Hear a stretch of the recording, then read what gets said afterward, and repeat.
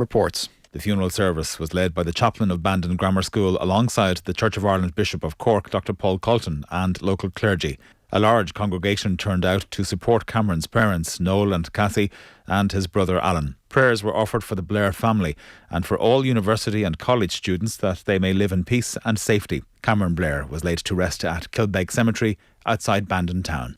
And anti-war activists have criticised the government after US Vice President Mike Pence gave a speech to US soldiers at Shannon Airport yesterday. He told around 50 uniformed members of the United States Army he didn't want to miss the opportunity when his plane stopped to refuel. Shannon Watch spokesman John Lannon says it makes a mockery of the Irish policy of neutrality. Mike Pence appears to think that Shannon Airport is an extension of US soil and that he can stop and do this at any time he wants. We're extraordinarily disappointed at the Irish government for allowing this to happen. That's it for now. More in an hour. News Talk Weather. Thanks to the AA. You can find our lowest car insurance price online, guaranteed. Cold this afternoon with a mix of sunny spells and scattered showers, mostly in the west and north. Some will turn wintry on high ground. Highest temperatures today up 3 to 7 degrees. And now you're up to date on News Talk. Off the ball. This is News Talk. Now you're welcome back. So it's finished 6-0 in that game against Tranmere Rovers. Manchester United relieved and getting the hell out of there. Manchester City 4-0 winners at home to Fulham this afternoon, and 5 minutes gone between Shrewsbury Town and Liverpool, where it is 0-0 thus far. We are turning to the Six Nations. This time next week, really, we'll be pretty much done on round one. Our rugby coverage is brought to you by Vodafone. Team of us, everyone in studio. We have James Downey. You're very welcome. Cheers, thank you, Joe. Thanks for popping in. And on the line we have Alan Dymock, features editor with Rugby World magazine, amongst other things. Alan, you're there? Good, how are you? Very well. Very well, very well, very well. Gee, Scotland are great crack though, aren't they? I mean, you always find a way to deliver something. Yeah, we've decided to get all the drama out of the way in the build-up to the Six Nations this year rather than wait to that first game. We thought it was all going to peak actually when it came out that the CEO of the SIU was earning close to £1 million, but then Finn Russell decided to go and top that by having a few drinks in the hotel. So yeah, fun and games. What do we know about what happened exactly? Well, I think the crux of this, and there are lots of reports that basically Finn Russell wanted to have more than a few drinks when he went into camp. There was let's say an argument over that between him and Townsend, but really what's at the core of it all is that there's been a real breakdown in the relationship between Finn Russell and Gregor Townsend, and this culminated in Finn Russell packing his bags and heading away. There were rumours that he was already having problems with the idea of heading into camp anyway. It all came to a head at the bar, it seems, and off he's popped, and he was playing for Racing 92 at the weekend, and what a fine win they had with him at the forefront. I think some people might have seen a picture of him posing after that match, topless, flexing, looking pretty pleased with himself.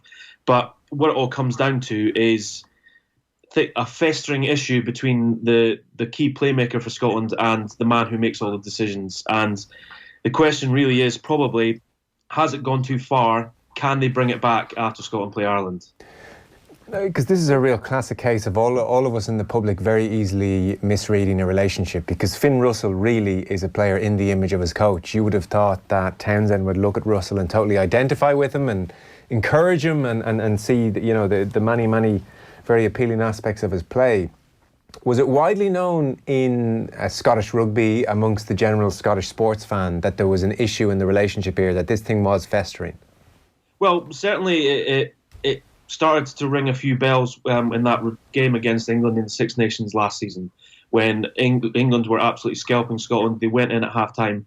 It suddenly came out a few days later that there'd been a fallout in the changing room between Russell and Townsend over the tactics that were being deployed. What's been said by a few people, that it was about over the kicking style that Scotland were using, trying to kick for corners rather than kicking to regather.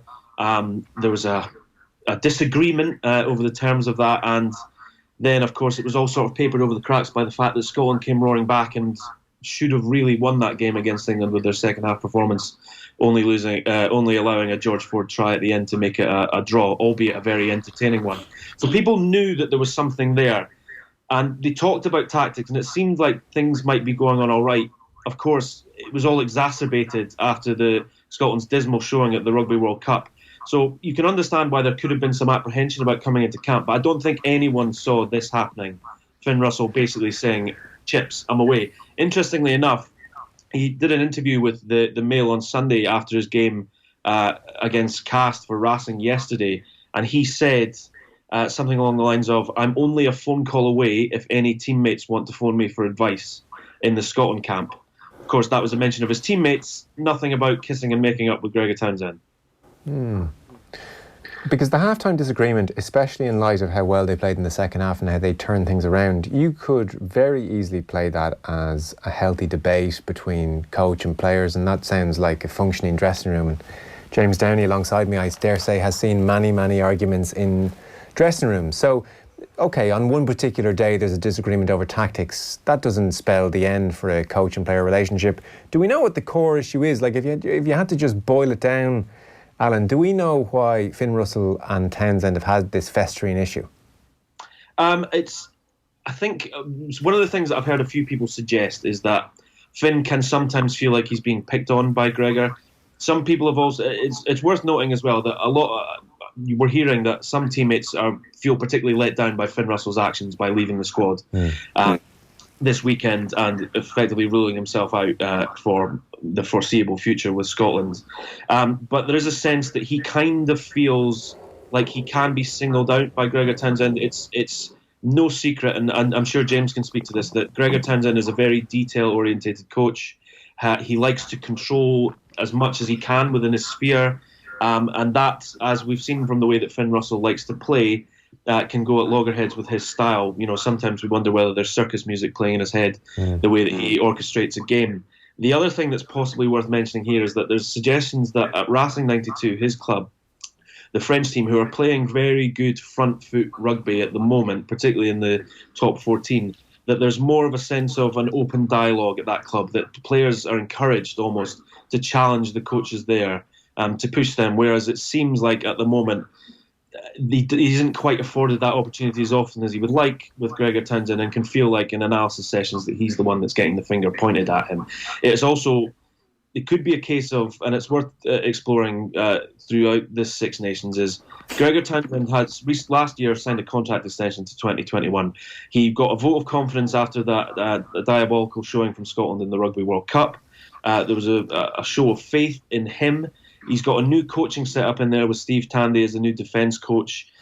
Peter de Villiers has come in to try and shore up Scotland's scrum. There's a few guys that will be leaving. Danny Wilson will be becoming the Glasgow head coach when Dave Rennie shoots off to coach the Wallabies. And there's a sense that maybe he doesn't want to lose face in front of these new guys. And also, he has a lot to prove himself. There's obviously going to be a lot of tension in the squad. Russell's participation in the entire tournament is now in serious doubt because he turned down an offer to stay in camp and help Townsend and the team prepare for the game at the Aviva Stadium. On Thursday afternoon, Russell liked a tweet that said, "Nothing wrong with standing up for yourself," and he's been liking several tweets of Simon Zebo's, who just made light of the whole situation. So it's really precarious, and it's hard to know if it gets sorted out before the end of the Six Nations. James Downey, you have obviously played for Gregor Townsend. Discuss. Does a scenario like this sound familiar in any way, or totally? Yeah, I do think it is. There is a similar kind of. They've had run-ins before. Gregor has run-ins with players, as Alan was saying there. There's a lot. He's so detailed in what he wants to do, and you have that mercurial talent that is Finn Russell, and he has that ability to go off script.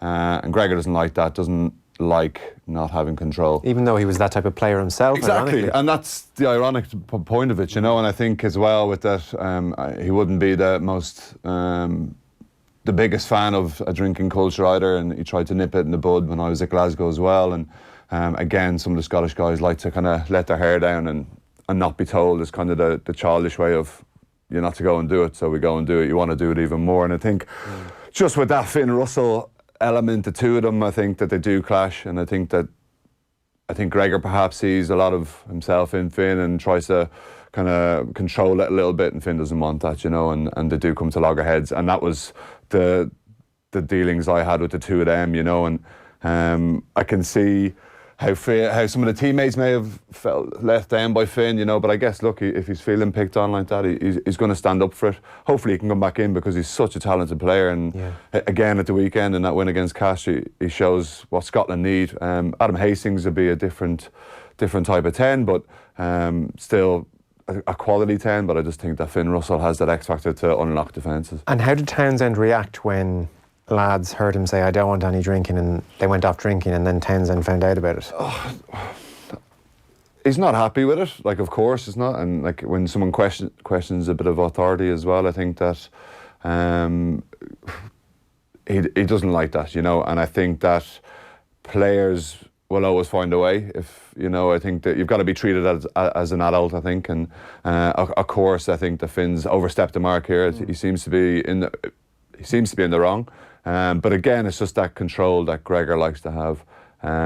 He tries to do, like, he's probably the best technical coach I've had, everything he does, but that man management was where I thought, I guess, with all the different clubs I was at, I saw his man management style has been different.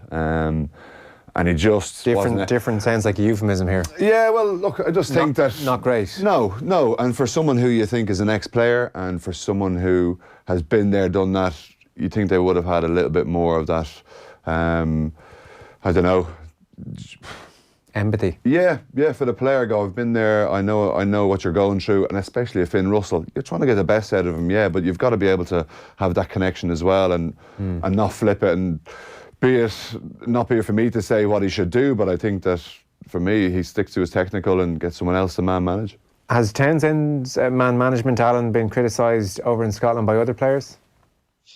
He's certainly. It's no secret that he tried to stamp down the drinking culture. I remember speaking to a few players when he first took over. He said something along the lines of, "He's taken the company card away from us."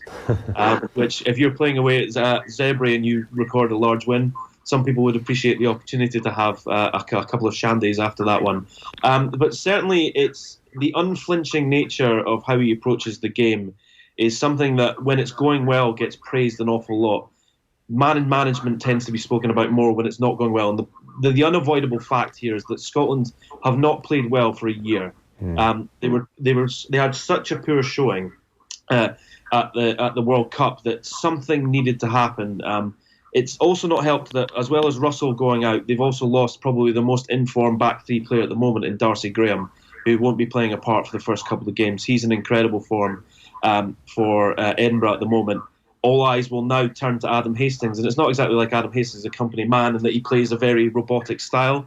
We've seen a lot from Glasgow this season that he's got a very good step inside and half break and try and create something from that. It's also interesting that Dave Rennie said last year that he said, "I truly believe Adam Hastings has the ability to be better than Finn Russell."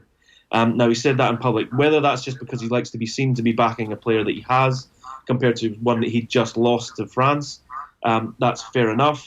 But there's a sense that Adam Hastings has some unrealised talent that it remains to be seen, and we'll have to see it on the biggest possible stage now, whether he can realise that when all the attention will be on him. And I think the other thing is that the one shining light for Gregor Townsend, at least, is that Stuart Hogg put his hand up, got in touch with him and said, "Please, can I captain this side?" Because that shows that there's a star player that they have that wants to play for Scotland and is willing to work with Gregor Townsend, and he'll need to lean on him an awful lot now. I heard him interviewed in a few places, Hogg, and he came across very well. I know our time with you is coming to an end and you have to run. We appreciate you being with us, Alan. We're all very self-obsessed and navel-gazing, and we're going to be talking about Andy Farrell and Ireland for the next while. Is there any feeling in your waters that Scotland are going to come over to Dublin and shock us all? It wouldn't be the first time. Unfortunately, this isn't being played at Croke Park, so the chances of that seem certainly slim. I think the bookies will be fairly confident in an Ireland win in that one. I think the important thing is that key players stand up for Scotland.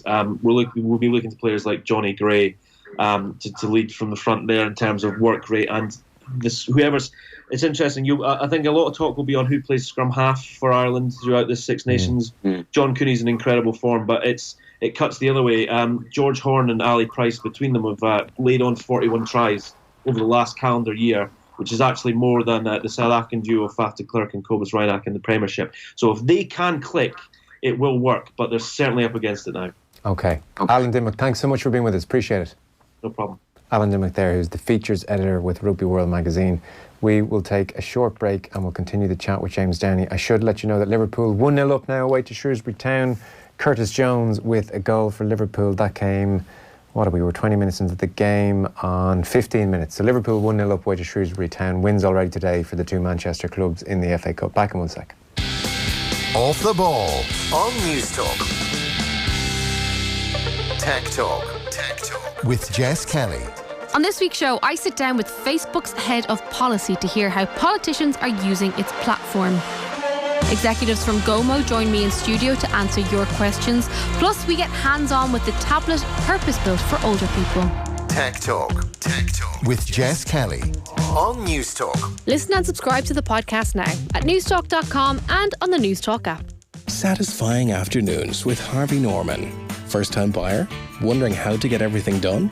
Don't. Just sit back and watch your house become a home with Harvey Norman's delivery and install. Go, Harvey, go! At Peugeot, we put everything into creating exciting cars and vans. And we're pleased when these efforts are recognised. For instance, at the 2020 Continental Tires Car and Van of the Year Awards, the Peugeot partner was voted Irish Van of the Year. The Peugeot Rifter won Irish MPV of the Year. And our 508 was named Irish Large Car.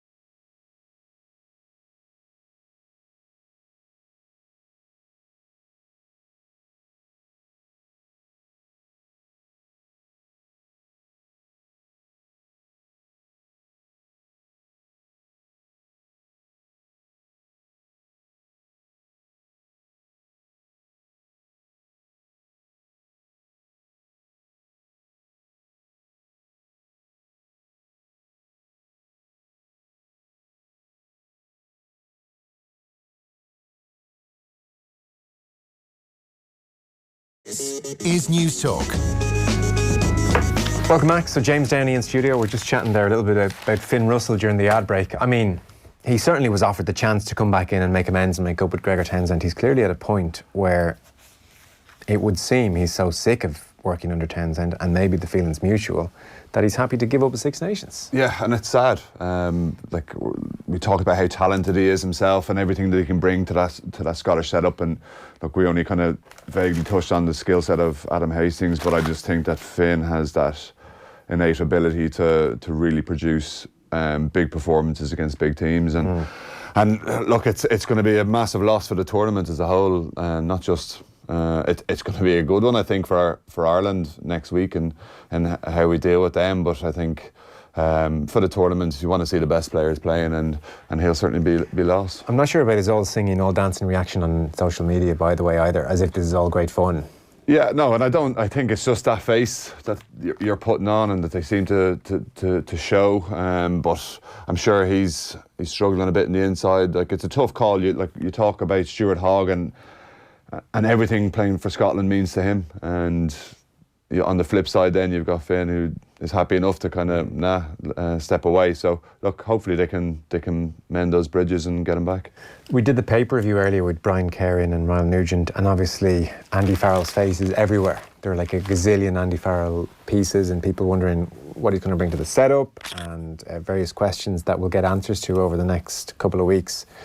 So, for instance, things like him naming the team now on Tuesday, 2 days before the Six Nations deadline. Of course, we can overread into these things, but it's been interpreted widely as a symptom of a more relaxed regime, that players aren't being told the team on a Monday and being told to keep this quiet for 72 hours, don't tell anyone, oh geez, I don't want to let anything slip in a press conference, that kind of white knuckle ride maybe that was going on.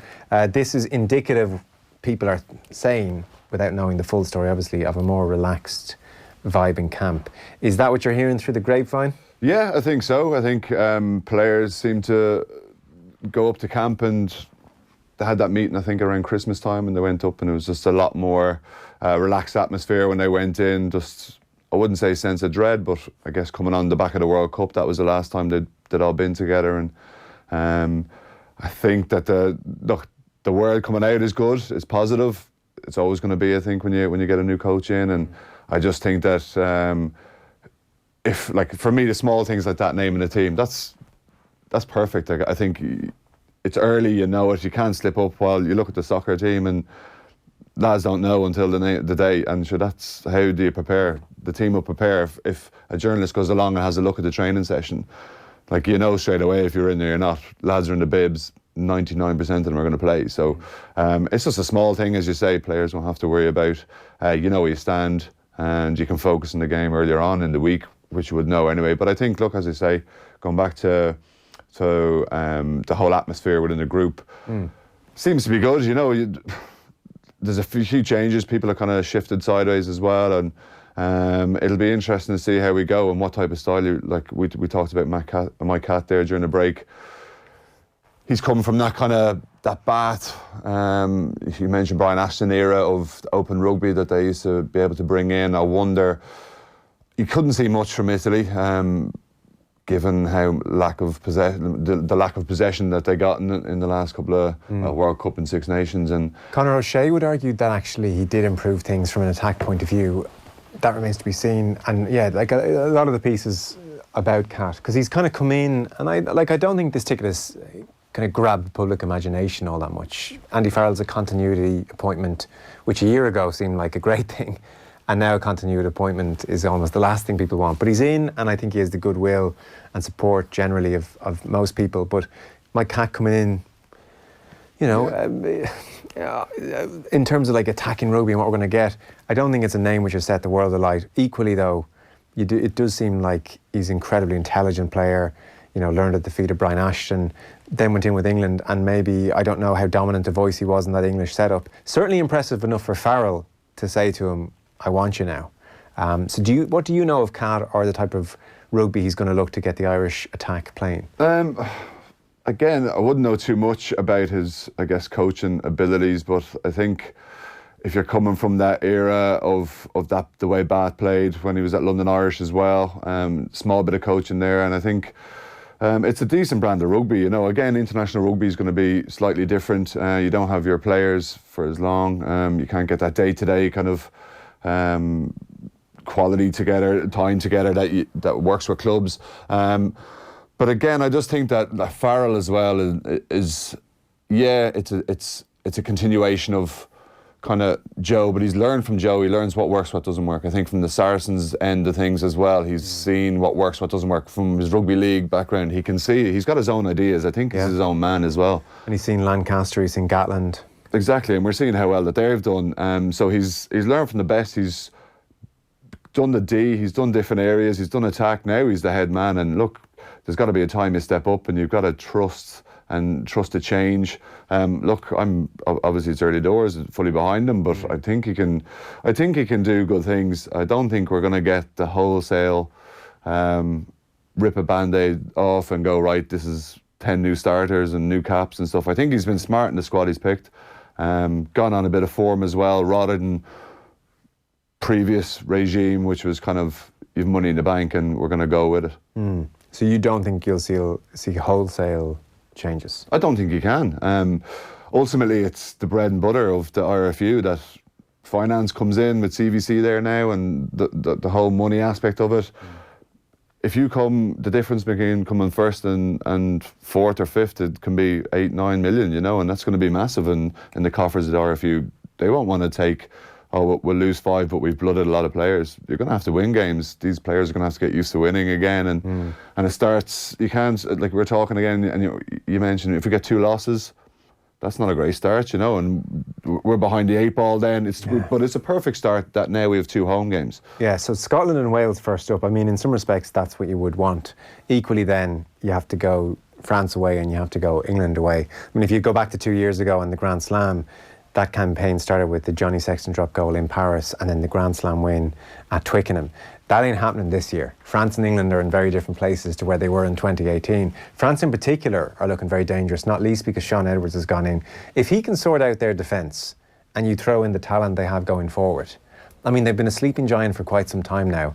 There's signs of them stirring. Yeah, and I think when you look back to when kind of France had that continuity and consistency where they were competing all the time, I think was it Dave Ellis who's the defence coach perhaps, and again, one of these kind of rugby league lads who goes in and just organises them, System. That's it, exactly, and the French guys, the guys that play in France come out and say, it's fine for a while, but then the mindset will flick. If they concede, the whole thing will change, and players will just kind of go into their norm. If they can get that structure, the French don't want to play to structure, but if they can get a little bit of structure, we can see how devastated they've been, and the quality of players they have, the young players, a lot of players in the under 20s. There's, did he say 19 uncapped or something? Like it's just massive. Massive change. Scrum halves are all kids, but very talented ones, not least Dupont. They've Dymock, they've Teddy Thomas, Vakatawa. Like the tie is outrageous. But I think it's time for France to, like, you haven't picked Para, you haven't picked some of the 10s, they've gone with Lopez, and so they always shop and change their 9 and 10. But these young guys, they need to stick with them, get 1 or 2 that work, stick with them, have a guy coming off making plenty of impact, but they have these quality players. So it's just, they need to back them and kind of go with them, I think. To revert to Ireland for a second then, so you said not wholesale changes, because that's almost been the key debate, I suppose, over the last 2-3 months in particular, and obviously there are many people saying, let's just completely throw 4, 5, 6 guys in there. There's pros and cons to that, obviously. Like, you don't want to throw guys in and damage them either, but it's very tempting. If you don't do it now, when do you do it? Yeah, no, I completely think that the players will get a chance, but I don't think he's got, like, geez, I could be proven wrong, but I don't think he's going to make 5 changes and go, right, here's 5 new caps. I'm talking new caps as opposed to kind of other, like, I think. So could you, like, if he somehow worked in Deegan, and you're going to ask me, well, who are you taking out and why? And they're fair questions too, but Deegan, Doris, Cooney, what the hell, Andrew Conway, because he's in good form. They're 4 big enough changes. I mean, I don't know how many more you make. Yeah, no, but they're conceived. They're that's real regeneration. That's real competition for places. That's a real sign to Conor Murray and to, the likes of O'Mahony and Stander. Right, there's a new sheriff in town. You guys are going to have to play your absolute best now. People want to see that kind of environment at Irish camp. I think every tenure definitely slips into after a year or two, it's fairly obvious who a coach likes. Yeah. And everyone can guess the 13 or the 15 in most coaches after a year or two. But when you first come in, you have a real chance to set a certain tone, I suppose, and you've cash in the bank. And if he went with all those young players, he'd buy himself a bit of time in the public's mind, I would suspect. I think so, and I think it's a clean slate, and I think that's the message that he's gotten across to the players, is that we're coming in here and what's happened before has happened. Even though I was part of it, now it's like, everyone's starting afresh, and he's bringing in these young guys who I think are going to push on the other guys as well, and I think you've seen how well it's worked at Leinster in terms of that competition and driving standards and results and everything that they've achieved there, and as a result you've so many players in the squad. I think, like, you look at your Caelan Doris and your Max Deegans and your Ronan Kelleher's, who I'd love to see in this. I think he's going to be an absolute star. But I just think some of those changes you mentioned, I'd agree with, but you're going to talk about who you're going to jump in, who you're going to jump out. It's all going to be how they train in a camp, what he wants to do, what type of game. Because we still don't know until they play their first game what's the game plan going to be. Like, what ways you want to play it. Once he names the team, we're all going to jump out and go, oh, he obviously wants to go this way or that way.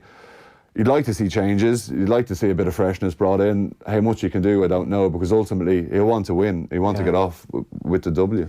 And there's a counter argument to every point I'd make, but arguably if he chooses conservatively, if he goes with Murray over Cooney, if he goes O'Mahony's in, Stander's in, all of these selections, Stockdale and Earl stay in, midfield familiar, everywhere familiar, and for whatever reason things don't go well, say Wales in the second game at home, then suddenly it's, this is 2019 all over again. He's picking the same players. This isn't moving on. And then you're looking at throwing a bunch of kids into the crisis game the following week. Yeah. So at least if you put a few in and you lose, you buy yourself a bit of time and a bit of understanding. These are the dilemmas which he's probably throwing around, and I don't know, maybe it gets too complicated at trying to strategize this whole thing out with the possibility of a loss is the wrong thing to do, and he should just try and win each game. Maybe that's the simplest way for him not to melt his head, but certainly if you pick who you're picking in 2019 and it doesn't go well, he'll be very much open to the accusation of same old here. Yeah, no, of course. And then you're going to make the changes for the Italian game, and then it's going to be a tight game, and we're going to just about get over the line. And no one wants that. He's fourth in the Six Nations. Exactly. And you want these guys who have earned their chance to play. And is he going on form? We'll soon find out. Yeah. I'd like to think so. You look at his selection, and you can only go on the squad he selected. Yeah, it is on form. I like what they've done with the 4 young guys, bringing them up to camp, getting them used to that. I think that's exactly what's needed. But Schmidt did that, to be fair. Like we can. But he's named it this time as opposed to official. Yeah, exactly. As opposed to you rock up and there's extra lads at training. But these guys are named, and they get the publicity of it. The pat on the back, and everyone, oh, well done, you've made a squad. Feel good. Yeah. Exactly. And that's small things, and these are small percentages that can. Down the line, these players, when they are in there, it'll be seamless, and you want that seamless transition. But again, back to like the selection process of it, I don't think he's going to go the same as what he has done. I don't think he can in terms of, like you've mentioned there, that like if he sticks with that group, I think he'll make a couple. I think he'll put in a few of those changes. I just don't think he can make too many initially. I accept that. And to be fair, and you would absolutely appreciate this, as a young player coming into a team, and Leinster do this brilliantly, they put in a framework of experience around the 2 or 3 young lads dropped in, as opposed to 8 young lads dropped in and it feels like a trial match and all shape goes. That's not fair either. No. You need to come into a working team, hopefully, so I get that. Speaking of, so no Billy Vunipola is crucial for England, but Eddie Jones has said it's their ambition to make England the greatest side of all time, which is just brilliant. They are very much everybody's favourites. Ireland have to go to Twickenham. The Vunipola injury aside, I mean, they look in great shape. The display we saw against the All Blacks in the World Cup semi-final was kind of as good as it gets. Is there any chink you see there? Any reason not to think they'll be Six Nations champions, if not Grand Slam champions? Oh man, they're going to be tough. I think as well with the whole kind of Saracens episode, that the Saracens players in camp will be even more determined to prove points. He's changed up the backroom staff a little bit, which I think is going to be good for England. But they just look pretty unstoppable at the moment, and the squad they've picked, and they have a lot of talented players, a lot of young talented players coming through as well. And you look at guys like Alex Dombrand, who's not even in the squad, and he was extremely good today for Harlequins again. And look, these players that he's able to leave out, I don't think we could, but look, I think England would be certainly ones to stop. But look, you let Eddie Jones, you give him enough rope, and hopefully he can do a job in himself, you know. But I think it's massive that Billy's gone. Small little things, you take these small little chinks and you kind of work with it. It's going to be tough, I think, for Ireland, if we're looking at that going over to Twickenham. That's going to be that's a tough place to go. And Paris, France. It's the bad year. It is about well, again, like we mentioned the last time, it was Grand Slam the last time we did it. But again, you look at that, it was the last minute Johnny Sexton drop goal. So you know, it could have been a very different Six Nations. Yeah, and England were at their lowest point. Like Jones's job was on the line then, really. Yeah. What about Wales? I mean, Wayne Pivac coming in. It's funny, you know, the pressure on coaches. The word now in Wales is, well, we want to see more exciting, open brand of rugby. Literally, Warren Gatland is sailing off with how many Grand Slams and how many semi-finals, and all they're like is, can we play better rugby? That's like the life of a coach. So over to you, Wayne Pivac, with a Jonathan Davies-sized hole in your midfield as well. So I don't know what to expect from Wales. They come to Dublin this year in round 2. Wales are a strange one. I think if they miss one or two players as well, I think Jonathan Davies, as you mentioned, him missing is going to be huge. I think his backroom staff, he's gotten in Stephen Jones. I worked under him, played with him as well at Wasps, and he was another astute mind in how he wants to play the game. Wants to play it openly, but again, it's international rugby. It's like there are some constraints on it that you won't be able to kind of open up as much as the Welsh public might want to do, because you can play this unbelievable brand of rugby and be hammered. Or what do you want? Do you want wins? Do you want titles? What do they want? We want everything. Exactly. You want your cake and you want to eat it. Yeah. So I think that it will take a while for him to get his game plan across. Sam Warburton's in there as well. Actually, exactly. Which is another smart one. You know, these guys will have looked up to him, and Sam Warburton's still a young guy, and he'll give an awful lot back in. It's smart from a foreign coach to kind of come in and do that and bring in these local guys who've been there, done that, and the players respect them, and it will bring that element of Welshness, but yet that little bit of Kiwi nous, which has been proven. Who's your Six Nations winner? At the moment, unfortunately, England, I can say it, but if France get their act together, and that's a big if, and every year it's a big if, but I just think that with the signing, with the new coaches, the squad they have, they can be a hell of a shock, a hell of a surprise team. And Ireland somewhere third. Yes, perhaps second, perhaps third. I think because there's a lot of changes across the board in terms of coaching staff. He'll be given time. You know, I think it will take time, but I think ultimately it'll be a decent. It's a decent appointment. I'm really happy with the appointment myself, and in terms of what I think he's going to bring. I think third. If we can do better than that, even better. Okay. James Downey, thanks so much for popping in. Appreciate it. So in the next hour, we'll have Super Bowl 54 preview. We already had Ryle Nugent and Brian Cairn in the paper.